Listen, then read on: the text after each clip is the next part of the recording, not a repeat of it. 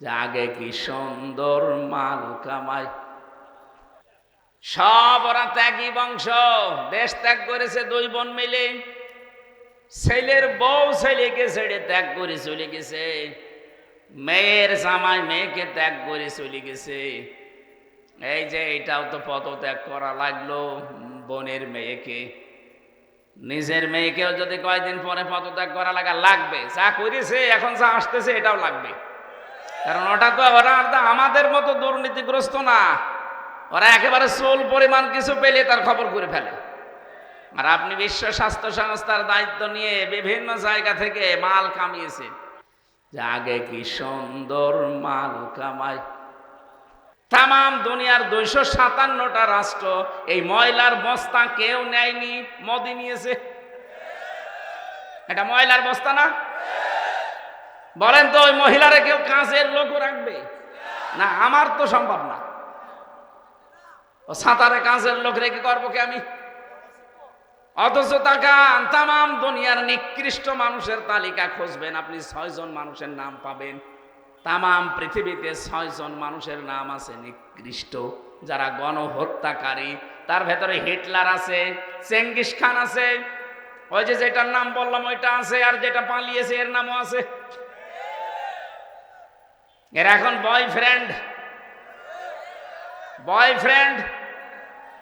এরপর আর একটা কি আছে জানো? গার্লফ্রেন্ড। এ পর্যন্ত যেন থাকে, আর নিচে নামবেন না। কারণ নিচে নামা আপনাদের জন্য আর জায়েজ নেই, কারণ দাদা তো আর মুসলমান না। ও দাদা এখন মুসলমানি দিতে গেলে যে পাকা মোটা সওয়াল কিডা দেবে? হাজাম কোথায় পাবেন আপনি? একটা হাজামকে নিয়ে যে দেবেন, ও তো আর চোখ খুলে কাটতে পারবে না, চোখ বন্ধ করে কাটা লাগবে। শেষে আঁকা কাটতে যে গুড়া কেটে বাদ দিয়ে দেবে, ও বিয়ের স্বাদ মিটে যাবে দাদা। এই জন্য যাই গেছেন থাকেন, কিন্তু নিচে নামবেন না। কথা বলছে না কেন? নাই তো শেষ বয়সে একটা কিছু হয়ে গেলে তখন পরিচয় দেবো কি? পরিচয় দেওয়া সম্ভব ওই সময়? আমার কোরআন মানবে?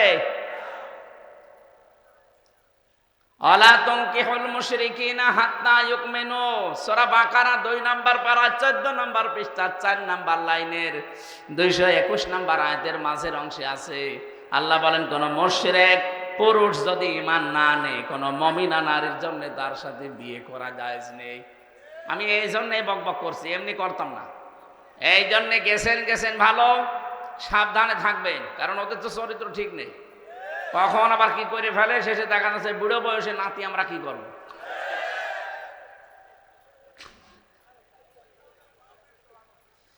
কুমিল্লাবাসী, একটা মহিলার জেদের কারণে আপনারা কিন্তু বিভাগ পাননি, নয়তো বিভাগ হয়েছে। তো একটা মানুষের দোষ দিতে, যে মোশতাক কি করেছে, মোশতাক আপনার যা করেছে ভালো করেছে, ওরকম আরো বেশি করার দরকার ছিল, তাহলে এই যন্ত্রণায় পড়া লাগতো না আমাদের। এই কথা বলেন না কেন?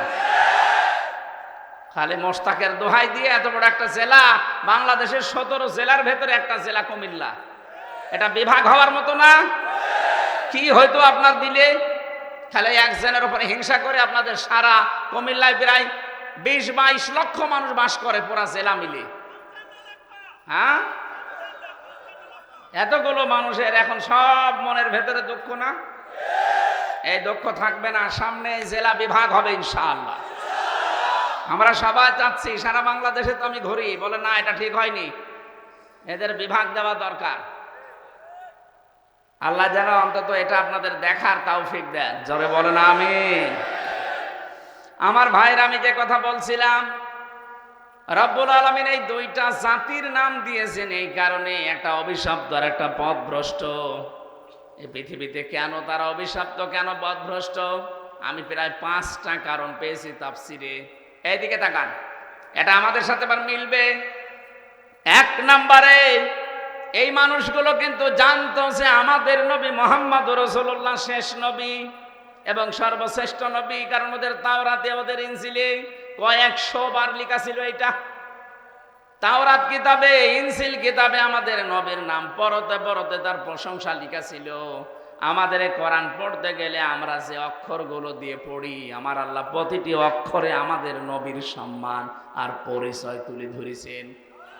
আপনি দেখবেন যারা আরবি পড়তে পারে বলবেন আলিফ দিয়ে দেখবেন আহমাদ, আলিফ দিয়ে আহমাদ মানে প্রশংসিত, বা দিয়ে আল্লাহ বলেন আমার নবী বাশির সুসংবাদদাতা, তা দিয়ে আমার নবী মুত্তাকি তিনি পরহেজগার, সা দিয়ে আমার নবী মুদ্দাসসির তিনি কম্বলওয়ালা, জিম দিয়ে আমার নবী জামিল তিনি সুন্দর, হা দিয়ে আমার নবী হামিম তিনি অন্তরঙ্গ বন্ধু, খ দিয়ে আমার নবীর পরিচয় আল্লাহ দিয়েছেন খাতামান নাবিয়্যিন, আমার নবী শেষ নবী। আপনি একটা একটা করে যখন যেতে থাকবেন দেখেন সর্বশেষ অক্ষরে আল্লাহ ডাক দিয়েছেন ইয়াসিন, হে নেতা। সুবহানাল্লাহ বলতে পারেন? ওদের কিতাবে এভাবে প্রত্যেকটি পরতে পরতে সাজানো ছিল নবী মুহাম্মদ রাসূলুল্লাহর পরিচয়, যে উনি একজন শেষ নবী আসবে, উনি সর্বশ্রেষ্ঠ নবী। আমিনা তার মায়ের নাম, আব্দুল্লাহ তার বাবার নাম, দাদার নাম পর্যন্ত লেখা ছিল। ওরা যে সত্যকে সত্য জানার পরও মানত না, একদিকে হিংসা করে আর একদিকে অহংকার করে। তাহলে এখান থেকে একটা মাসলা বের হয়, হিংসা করে আর অহংকার করে যারা সত্যকে সত্য জানার পরেও মানে না, আমার আল্লাহ পাক বলেন তারা অভিশপ্ত, তারা পথভ্রষ্ট। এই বাংলাদেশের সাথে একটা মিলান তো, আর যারা সত্যকে সত্য জানার পরও মানতে চান না, হয় হিংসা করে অথবা অহংকার করে। বলেন, এই যে কিশোরগঞ্জের এক পাগলা বের হয়েছে, ফজু পাগলা, ফজলুর রহমান, একটা পাগল, আগে ছিল ছাত্রলীগের সভাপতি, খরচ পাল্টিয়ে এখন চলে এসেছে আর এক দলে। এ খজু ফজু পাগলা এখন পুরাটাই পাগল হয়ে গেছে। ও দেখতে পাচ্ছে সত্য, কিন্তু এই মহা সত্যকে জানার পর অস্বীকার করছে। বলছে এই দেশে যারা ইসলাম মানে এরা সব মিলিয়ে মাত্র 10 ভাগ, আর আমরা যারা আছি ইসলামের বাইরে তারা 90 ভাগ। আরে ভাই, এটা আগস্টের 5 তারিখের আগে নেই কি? আপনি আগস্টের 5 তারিখের আগের জরিপ দেখেন, এই দেশে মাত্র 100 জনের 15 জন মানুষ চাইতো এই দেশে কোরআনের বিধান কায়েম হোক। অথচ এই যে জানুয়ারি মাসের 1 তারিখ থেকে রিপোর্ট বের হচ্ছে, আন্তর্জাতিক খবর রাখেন, এদেশে এখন 100 জনের 58 জন মানুষ চাচ্ছে এদেশে কোরআনের বিধান কায়েম হোক।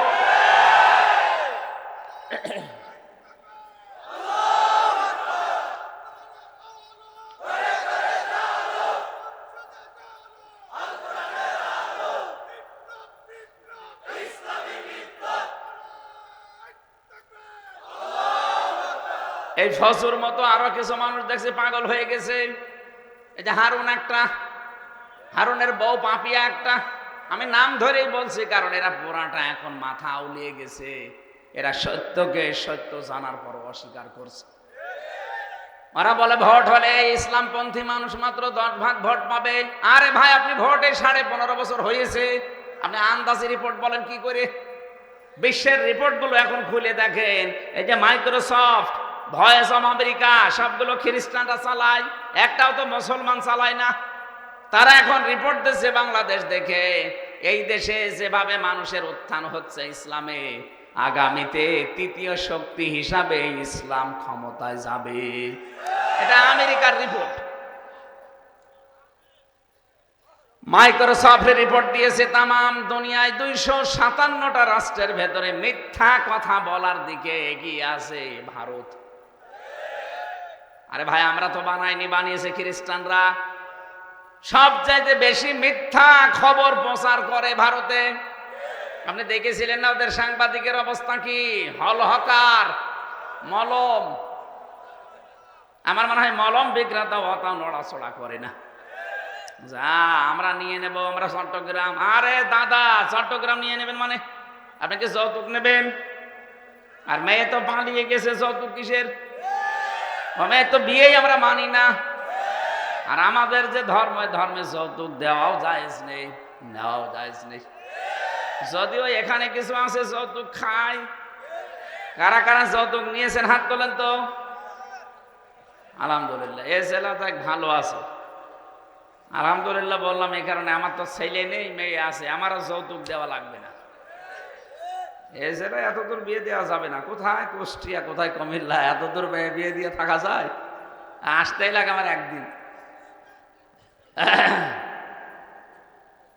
কুমিল্লাবাসী বাংলাদেশের 64 জেলার ভেতরে, এখানে যেহেতু আলেমদের বাস বেশি এই জেলায়, সারা বাংলাদেশের জরিপেটা সবচাইতে বেশি আলেম বাস করে কুমিল্লা, নোয়াখালী এগুলোতে। এ কারণে এমনিতেই মানুষ হিসাবে ইমান যেহেতু সিটি ফোটা আছে, এই কারণে আপনাদের প্রতি মহাব্বত একটু বেশি। অন্যান্য জেলার চাইতে একটু মহাব্বত বেশি, বিশেষ করে গোপালগঞ্জের চাইতে। ওর নাম শুনলে আমার কেন কেমন জানি লাগে। বহু দাওয়াত এসেছিলাম, না ও আবু সাহেলের ওখানে আমি যাবো না, দরকার হয় কুষ্টিয়ায় আমি ঘুমাবো, তারপরেও যাব না। কোথায় কুষ্টিয়া, কোথায় কুমিল্লা, এরপরও আমার চলে আসা লাগে। শুধু ইমানের দিক থেকে টান আছে, এই কারণে আমি এখানে কথা বলেও শান্তি পাই। আর গোপালগঞ্জে শান্তি তো দূরের কথা, আমি সেই কয়বার গেছি চলে পুড়ে মরিছি, আমার গাড়ি পর্যন্ত শয়তানরা ভেঙে দিয়েছে। এই জন্য অবস্থার পরিবর্তন না হলেও জেলায় আমি আর যাবো না। এখনো দাওয়াত নেইনি এবছরে, বলেছে আগে হোক, ও আল্লাহর ওলি যদি মরে যায় তারপরে। তাছাড়া আমি, আমার মনে হয় কেমন কেমন লাগে। যদিও গোপালগঞ্জও বাংলাদেশের ভেতরে না, বাইরে, ভেতরে। ওই জেলায় যেভাবে উন্নয়ন করেছেন আপনি, সারা বাংলাদেশে যদি ওইভাবে উন্নয়ন করতেন, তাহলে এই দেশের কোনো মানুষ আপনাকে বলতো না। কারণ নিজেরটার দিকে টানবেন মানে। আমিরে জামাত ডাক্তার শফিকুর রহমান হাফিজাহুল্লাহ কয়েকদিন আগে তিনি খুলনায় গিয়েছিলেন।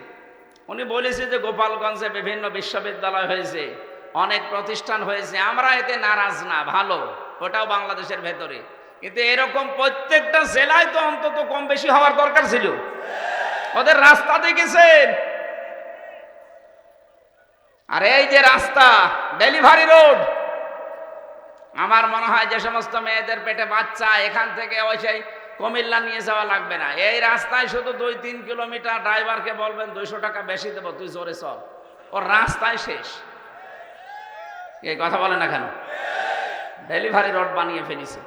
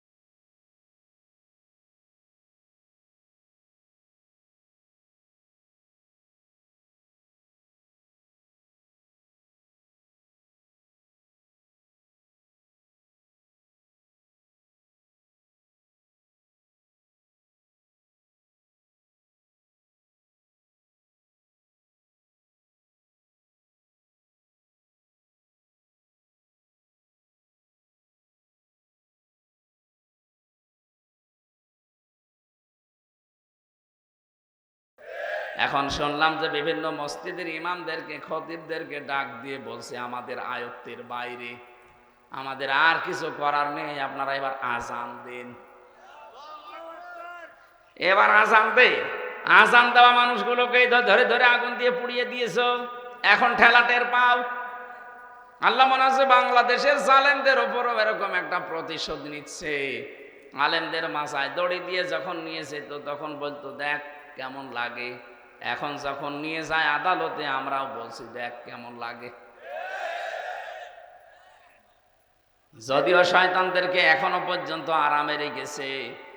সেদিন এই গম চোরটা দেখলাম, এই কামরুল টাক, ওরে 2 তলার কথা বলে 4 তলায় তুলেছে, এই জন্য হ্যাঁ এত বড় ইতরামি করো আমার সাথে। ওরে শয়তান, আলেমদের মাথায় দড়ি দিয়ে ছাগলের মতো টেনে নিয়েছে তো তখন কিছু বলনি, আর এখন 2 তলার কথা বলে 4 তলায় নিয়ে যায় তোমার গরম, ওর মুখের উপরে দেওয়া দরকার 2 চাটি।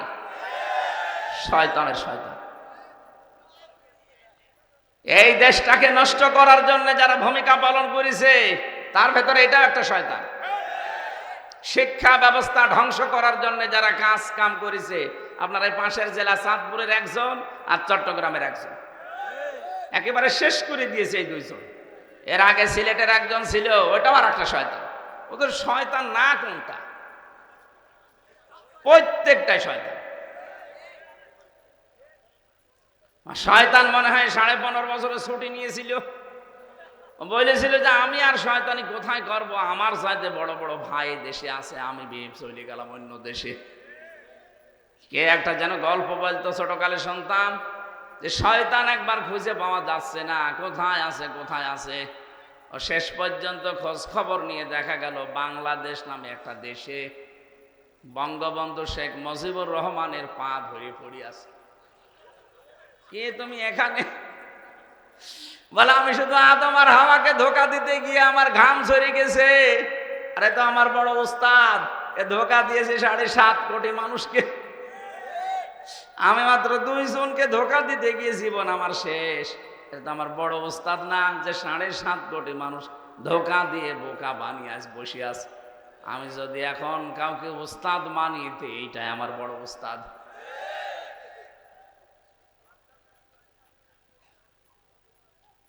আল্লাহর সাথে পাল্লা দিয়ে পারা যাবে না, এই জন্য আমাদেরকে নত স্বীকার করা লাগবে। বিশ্ব নবীকে আল্লাহ যে পথ দিয়েছিলেন এটা অস্থায়ী পথ না, ওটা স্থায়ী পথ। আমরা আল্লাহর কাছে 17 বার প্রতিদিন চাই, আল্লাহ তুমি আমাদেরকে ইহদিনাস সিরাতাল মুস্তাকিম, আমাকে সরল এবং সঠিক পথ দেখাও। রব্বুল আলামিন বলেন আগের কথা শোনার পরে তোর তো মনে হচ্ছে সরল সঠিক পথে তুই আছিস, তুই তো হেদায়েতের উপরে আছিস বলে মনে হয়, কারণ তুই প্রশংসা করলি আমি আল্লাহর। আলহামদুলিল্লাহি রাব্বিল আলামিন আর রহমানির রহিম মালিক ইয়াউমিদ্দিন, এই কথাগুলো সব প্রশংসা না? এক কথা বোঝেন? এতগুলো প্রশংসা করার ধরন দেখে আমার মনে হচ্ছে তুই তো ভালো পথে আছিস। আবার সরল সোজা পথ কোনটা? আপনি যেন নিচের থেকেই বললেন আল্লাহ ইয়্যাকা না'বুদু ওয়া ইয়্যাকা নাস্তাঈন, হে আল্লাহ তোমার কাছে আমি সরল সোজা পথ চাই, আমি কিন্তু যে সে না, আমি তোমার বান্দা। আমি তোমার কি? আমি তোমার বান্দা, আমি স্বীকৃতি দিলাম। আজ অনেক মানুষ দেখি আল্লাহর বান্দার পরিবর্তে বিভিন্ন পীর সাহেবের গোলামের কথা পরিচয় দেয়, বলে আমি অমুক পীরের গোলাম। এটা জায়েজ নেই। যারা বলেন হয়তো না বুঝে বলেন, আপনি এখনই তওবা করেন। এ পৃথিবীতে আমরা কারো বান্দা না, আমরা রাসূলুল্লাহর বান্দাও না। বান্দা কার? এই শব্দটা কত দামি জানেন? বান্দা, আব্দুল, এটা আল্লাহ নিজে আমাদের নবীকে নাম ধরে দিয়েছেন। ওয়াইন কুনতুম ফি রাইবিম মিম্মা নাযালনা আলা আবদিনা, এই যে আব্দুল শব্দটা এত আদরের, এত ভালোবাসার, আমরা ওই শব্দটাই নামাজে বারবার আল্লাহকে শোনাই। ইয়্যাকা না'বুদু, হে আল্লাহ তুমি আমাকে চিনতে পারোনি, আমি তোমার দাস, তোমার গোলাম, বান্দা। আমি তোমারই ইবাদত করি। ওয়া ইয়াকা নাস্তাঈন, তোমার কাছে সাহায্য চাই। স্বাভাবিকভাবেই যেন মনে হচ্ছে আল্লাহ আমার সামনে দাঁড়িয়ে জিজ্ঞাসা করছে, হামজা তোমার বান্দার স্বীকৃতি দিলে, এতগুলো প্রশংসা করলে, আমি আল্লাহর কি দেব তোমারে বলো দেখি।